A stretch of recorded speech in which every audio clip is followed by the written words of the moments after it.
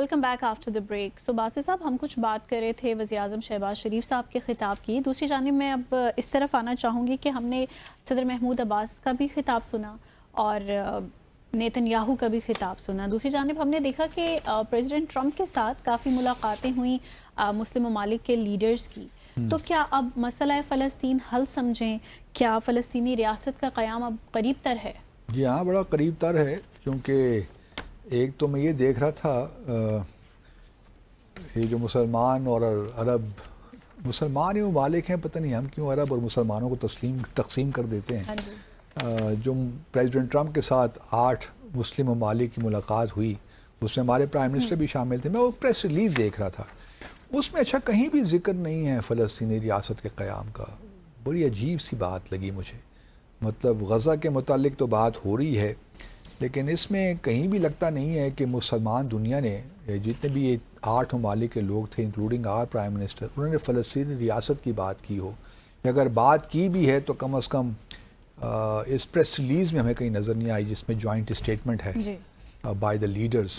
تو پتہ نہیں کیا اتنا خوف ہے کہ فلسطینی ریاست کی ہم بات کر رہے ہیں. آخری جو سینٹنس ہے یا پیراگراف ہے وہ کہتا ہے کہ participants also emphasize the importance of maintaining momentum to ensure that this meeting is the beginning of a process on the right path to a future of peace and regional cooperation. واللہ عالم اس سے کیا مراد ہے.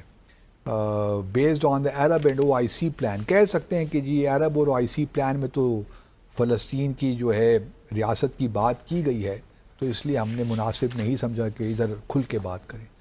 تو بعض اوقات کس نے پڑھا ہے OIC کا پلان اور عرب کا، تو تھوڑا مینشن کرنے میں کیا حرج تھا کہ فلسطینی ریاست کا قیام بڑا ضروری ہے. تو بہرحال یہ اسے مینشن نہیں ہے. آپ نے محمود عباس صاحب کو اور بن نتن یاہو کے خطاب کی بات بھی کی. بن نتن یاہو کے دیکھیں کل خطاب انہوں نے تقریباً کتنے منٹ بات کی، کافی لمبی تقریر تھی حضرت کی، 40-45 منٹ کی تقریر انہوں نے کی. اور اس دوران آبویسلی بہت سے ممالک بائیکاٹ انہوں نے کر دیا، وہ ہال چھوڑ کے چلے گئے اور زیادہ تر کرسیاں خالی ہی تھیں وہاں پہ. کچھ نے تو کافی دھیان سے سنا بھی. اور ایک تو مجھے حیران ہوں کہ کس طرح احمد الشرا جو سیرین انٹرم پریزیڈنٹ آپ کہہ لیجئے، وہ بیٹھے ہوئے تھے. حالانکہ ایسا ہوتا نہیں ہے. مطلب پریزیڈنٹ ٹرمپ کی تقریر یا برازیل کی تقریر جو ہم نے کل گزشتہ روز ڈسکس کیا تھا، یہ میں نے کم از کم نہیں دیکھا کہ کوئی ہیڈ آف گورنمنٹ یا لیڈر جو ہو ڈیلیگیشن کا، ایٹ لیسٹ پرائم منسٹر یا پریزیڈنٹ، وہ کسی دوسرے پریزیڈنٹ یا پرائم منسٹر کی تقریر سن رہا ہو. یوزلی یہ ایون فارن منسٹر بھی نہیں جاتے کیونکہ اور اتنی انگیجمنٹس چل رہی ہوتی ہیں نا UNGA سیشن میں کہ پاسبل ہی نہیں ہوتا. لیکن احمد شرا وہاں بیٹھے ہوئے تھے، اور احمد شرا نے جس طریقے سے کل اپنی تقریر جو انہوں نے تقریر کی 2 دن پہلے، اچھا یہاں بھی کہیں کوئی اسرائیل کا نام لے کر کنڈیم نہیں کیا اور بس ایگریشن کے خلاف ہیں اور اسٹینڈنگ ہم ان کے ساتھ کھڑے ہیں. اور یہ بالکل تقریر کے آخری حصے میں آ کر کہا، اور اس پہ 30 سیکنڈ بھی نہیں لگائے انہوں نے، اور باقی تقریر ساری انہوں نے سیریا کے متعلق کر لی. احمد الشرا جولانی کے نام سے مشہور تھے جب یہ القاعدہ کے ساتھ تھے. تو اب یہ جو ہیں ISS کے ساتھ تھے، جو بھی تھا بہرحال کا جو کافی انہوں نے، اب یہ بالکل ہی انہوں نے اپنی جو ہے نا بالکل ان کا جو ہے پرسپیکٹو تبدیل ہو گیا ہے. اب یہ بالکل اسرائیل کے ساتھ کھڑے ہیں میرے حساب سے. اور ہم نے پہلے بھی یہ ذکر کیا تھا کہ یہ الجولانی سے احمد شرا کا جو سفر ہے، یہ کس نے اس کو فیسیلیٹیٹ کیا اور یہ کس طرح ممکن ہوا، یہ تو وقت بتائے گا. لیکن پہلے اب یہ سوٹ ٹائی پہن کے آ گئے ہیں. مجھے کوئی مطلب میں کون ہوتا ہوں سیریا پہ کرنے والا، سیریا کے لوگ جانے اور ان کی حکومت جانے. جس طرح افغانستان کے بارے میں ہم نے پہلے سیگمنٹ میں بات کی نا، ہمارا اس طرح کوئی حق نہیں ہے. لیکن بہرحال ایز اے کمنٹیٹر ہم یہ کمنٹ تو کر سکتے ہیں نا کہ اس قدر تبدیلی کیوں آ گئی. یہاں تک بھی ہے کہ اب احمد الشرا صاحب کی چونکہ ملاقات ہوئی تھی پریزیڈنٹ ٹرمپ سے، جب یہ پریزیڈنٹ ٹرمپ آئے تھے سعودی عرب کے دورے پہ، تو محمد بن سلمان نے کے کہنے پہ، ریکویسٹ پہ انہوں نے پریزیڈنٹ ٹرمپ نے سے ملاقات کی. تو ٹرائی لیٹرل میٹنگ وہاں پہ ریاض میں ہوئی تھی. اب احمد الشرا جو ہیں وہ فیورٹ ہیں، بن نتن یاہو کے بھی فیورٹ ہیں اور ٹرمپ کے بھی فیورٹ ہیں. یہاں تک ہے کہ گولان ہائٹس کو تو جو قبضہ کیا تھا اسرائیل نے 1967 میں، وہ بھی اپنے پاس رکھ لیں، بلکہ ماؤنٹ ہرمون بھی لے لیں آپ. وہ بھی سیریا دینے کو تیار ہے تاکہ اسرائیل کے ساتھ تعلقات ٹھیک ہو سکیں. اب یہاں تک نوبت آ گئی ہے تو بندہ کہے تو کیا کہے. دوسری جانب محمود عباس وہ بھی حماس کو کرٹیسائز کر رہے ہیں. میں یہ قطعاً نہیں کہتا کہ جو 7 اکتوبر والا واقعہ ہوا وہ ٹھیک ہوا, لیکن وہ 7 اکتوبر کا ایک پس منظر ہے نا, ایسا ہی ہے, کوئی ایک دن کی وہ ایک بات تو دن نہیں کی تھی. بات تو نہیں ہے. جو اسرائیل فلسطینیوں کے ساتھ کر رہا ہے, کسی بھی انوسنٹ شہری یا شخص کی جان جاتی ہے, چاہے وہ کسی مذہب سے ہو, دکھ ہوتا ہے. بالکل, چاہے وہ بچہ ہو, عورت ہو, بوڑھا ہو, جو بھی ہو, انسانیت کا تقاضا یہی ہے. اور ہمارا اسلام یہی کہتا ہے کہ آپ نے ایک شخص کی جان لی تو پوری انسانیت کی جان لے لی. اس میں تو کسی کو کوئی شک نہیں ہے. لیکن سوال یہ پیدا ہوا کہ محمود عباس صاحب اپنا حماس کو تو کرٹیسائز کر رہے ہیں اور حماس کو کہہ بھی رہے ہیں کہ وہ ڈس آرم کرے, وہ اپنا رول ختم کرے. بھئی یہ تو لوگوں نے فیصلہ کیا تھا نا, حماس کو الیکٹ کیا تھا, لوگوں نے بنایا تھا. الیکشنز تو آپ نہیں کروا رہے پچھلے کتنے سالوں سے, اور آپ پہ بھی الزامات ہیں. بلکہ بن نیتن یاہو نے تو اپنے اسپیچ میں پیلسٹین اتھارٹی کو بھی لتاڑ دیا. ہاں جی, تو فائدہ ان کو بھی کوئی نہیں ہم ہوا. ان کو بھی نہیں مانتے. تو اس قسم کی ڈویژنز دکھا کر آپ اپنا جو کیس ہے اور کمزور کر رہے ہیں میرے حساب سے. تو پیلسٹینین اتھارٹی تو پہلے ہی دیکھیے, وہ بن نیتن یاہو نے تو فیصلہ کیا ہوا کسی کو نہیں مانتا. وہ تو بلکہ انیکسیشن کے چکروں میں, وہ ٹھیک ہے پریزیڈنٹ ٹرمپ نے کہہ دیا کہ ہم انیکسیشن نہیں ہونے دیں گے ویسٹ بینک کی, لیکن ممکن ہے کہ پریشر بلڈ کرنے کے لیے ساری بات کی ہو ایک. لیکن جس طریقے سے سیٹلمنٹس جا رہی ہیں آگے, اس سے تو یہی لگتا ہے کہ ویسٹ بینک اور ایسٹ جیروسلم کے درمیان جو کانٹیگوٹی ہے اس کو ختم کر دیا جائے, تاکہ جو فیوچر میں اسٹیٹ پاسبل ہی نہ رہے.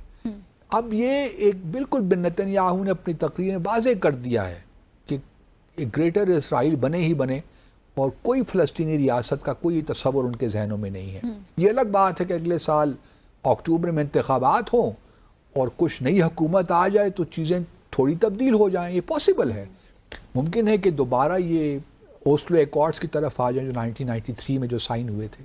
یہ سب چیزیں ممکن ہیں, میں ان کو رد نہیں کر رہا, لیکن جب تک بن نیتن یاہو موجود ہے یہ توقع نہ رکھیں کہ کچھ بھی ہوگا اس کے بارے میں, فلسطینی ریاست کے قیام کے بارے میں, اس کو آپ بھول جائیے. پاسبل ہی نہیں ہے, کیونکہ اس کا تو اپنا ایک پولیٹیکل کریئر, پھر کرپشن کے چارجز, ڈومیسٹک پالیٹکس, وہ اتنی چیزیں ہیں کہ وہ اس طرف جا ہی نہیں سکتا. اور حماس کا تو ڈھکوسلا ہے نا. دیکھیے حماس کا کل میں دیکھ رہا تھا, حماد علی ان کا انٹرویو تھا حماس کے ترجمان کا CNN کے ساتھ. ان سے سوال کیا گیا کہ آپ اپنا پولیٹیکل رول, انہوں نے کہا یہ پولیٹیکل رول ہم اپنا ختم کرنے کو تیار ہیں. اگر یہی ایک مسئلہ ہے, اگر یہی بانے آتا ہے کہ سیز فائر نہیں ہو رہی, تو ٹھیک ہے ہم پولیٹیکل رول اپنا ختم کرنے کو تیار ہیں. لیکن اگر آپ ہم سے یہ تقاضا کریں کہ ہم اپنی آرمڈ اسٹرگل کو گیو اپ کر دیں تو یہ پاسبل نہیں ہے, کیونکہ ہم تو آکوپیشن کے خلاف جد و جہد کر رہے ہیں نا. اور جب تک اسرائیلی آکوپیشن ہے تو ہم کس طرح اپنے رول کو ختم کر سکتے ہیں؟ یہ محمود عباس جا کے لڑیں گے؟ حماس ہی تو اسٹرگل کر رہا ہے نا فی الحال, یا فلسطین کے لوگ کر رہے ہیں اوور آل. تو یہ تو دیکھیے اسرائیل اور باقی دنیا کی ایک سازش ہے کہ وہ حماس اور فلسطینیوں کو آپس میں, یا آپ کہہ سکتی ہیں کہ لڑانے کی کوشش کرے, ان میں خلیج پیدا کرنے کی کوشش کرے. کسی حد تک کامیاب بھی ہو گیا, دنیا بھی اب اس طرح ہی اس کو دیکھ رہی ہے. لیکن حماس کے تو بڑی کنٹریبیوشن ہے فلسطینیوں کی اوور آل. ہم حماس کی نہیں کہتے بلکہ فلسطینیوں کی بڑی قربانیاں ہیں, اور اگر وہ آرمڈ اسٹرگل کر بھی رہے ہیں تو یہ بالکل بین الاقوامی قانون کے مطابق ہے. وہ کوئی بین الاقوامی قانون کی خلاف ورزی تھوڑی کر رہے ہیں. اس وجہ سے یہ جو اس قسم کی چیزیں پیدا ہو رہی ہیں نا, بڑی آئی فائنڈ اٹ اسٹرینج. اور ہمارے ہاں بھی کچھ لوگ اسی طریقے سے باتیں کر رہے ہیں, جو ہم نے پہلے بات کی تھی نا کہ ایک لابی ہے خاص طور پہ جو اسرائیل کے لیے کام کر رہی ہے. اور دیکھیے بھارت کو بھی یہی سوٹ کرتا ہے کہ فلسطین کی ریاست قائم نہ ہو. ان کا کیوں انٹرسٹ یہ ہے؟ اگر فلسطین کی ریاست قائم ہوتی ہے نا تو کشمیریوں میں جذبہ پیدا ہوگا اور جد و جہد جاگے گی. تو وہ تو افورڈ ہی نہیں کر سکتے کہ فلسطین, اسی لیے وہ اسرائیل کو سپورٹ, اور یہ پھر ہندوتوا کے لوگ ہیں آبویسلی, اور ہندوتوا اور بن نیتن یاہو تو ملے جلے جذبات ہیں. پچھلے دنوں جو فائنانس منسٹر ہیں اسرائیل کے, وہ مسٹر اسموترچ, وہ بھی گئے ہوئے تھے انڈیا, اور وہاں بھی انہوں نے جو بیانات دیے وہ بھی بڑے زبردست ہیں. اگر آپ سنیے تو بندہ کہتا ہے کہ کیا کن لوگوں کی میزبانی کر رہا ہے بھارت. لیکن چونکہ ان کے مفادات بالکل ملتے ہیں, اور اس فلسطین اور کشمیر کا معاملہ تو ایک ہی جیسا ہی ہے نا, وہ بھی حق خود ارادیت کا معاملہ, بھی حق خود ارادیت کا معاملہ. اگر فلسطین ریاست قائم ہو جاتی ہے تو انیویٹیبلی اس کا ایک جوش پیدا ہوگا کشمیریوں میں بھی, ان کو بھی ایک امید نظر آئے گی کہ پاسبل ہے. اتنے ہیوی آرٹس کے بعد اگر فلسطینی ریاست قائم ہو جاتی ہے تو کشمیری بھی یہ کام کر سکتے ہیں. بالکل بالکل. تو بھارت کبھی نہیں چاہے کہ فلسطینی ریاست قائم ہو, اس لیے وہ اسرائیل کے ساتھ ان کا گٹھ جوڑ ہے. تو یہ بالکل ہمارے ذہنوں میں ایک کلیئرٹی رہنی چاہیے کہ جو یہودی لابی ہے یا بھارتی لابی بھی کسی حد تک یہاں پاکستان میں کام کر رہی ہے. اب نام لینا انڈیویجولز کے مناسب نہیں ہوتا, لیکن ہم جانتے ہیں وہ کون لوگ ہیں جو کہ بھارت اور کے بہا پہ کام کر رہے ہیں, اور ایون اسرائیل کے بہا پہ بھی کام کر رہے ہیں. تو اس وجہ سے جو اسپیچ آئی, اور اس کے بعد دیکھیے انڈونیشیا کے پریزیڈنٹ بھی اسپیچ کرتے ہیں, ان کی بات بھی مجھے سب, حالانکہ وہ بھی شامل تھے پریزیڈنٹ ٹرمپ کی ملاقات, وہ بھی بعد میں بات کر رہے ہیں. ٹھیک ہے کہ اسرائیل, انہوں نے فلسطین کی ریاست کا ضرور ذکر کیا, لیکن ساتھ ساتھ اس بات پہ بڑا زور دیا کہ اسرائیل کی سیکیورٹی کی بھی ضامن ہمیں ہونا چاہیے. اور ہمیں مطلب پہلے آپ دیکھیے کہ اگریسر کون ہے, پھر اس کے بعد اسرائیل کو کیا کوئی سیکیورٹی کوئی تھریٹس ہیں کہیں سے, کوئی بتائے نا ہمیں. پوری دنیا کو اسی سے تھریٹ ہیں, پورے ویسٹ ایشیا کو اس نے خطرے میں ڈالا ہوا ہے. نیوکلیر پاور وہ ہے, اس کو کہاں سے خطرہ ہے؟ اور سرپرستی امریکہ کی ہے, اور آپ کہہ رہے ہیں کہ جی اس کو سیکیورٹی گارنٹیز آپ دیں. اس کو کون سی سیکیورٹی, وہ تو اگریسر ہے یار, فار گاڈ سے. تو عجیب مسلمان دنیا کی طرف جانے سے بھی عجیب تماشے ہو رہے ہیں. ڈاکٹر شمع جنیجو سے لے کر یہ جو انڈونیشین پریزیڈنٹ تک سارے کمال کے لوگ ہیں. کاش کے متحد ہو جائیں, کسی ایک ہی بات پہ متفق ہو جائیں, کوئی ایک لائحہ عمل جو ہے وہ انٹروڈیوس کرا لیں, لیکن بہت مشکل لگتا ہے. So let's take a short commercial break hair.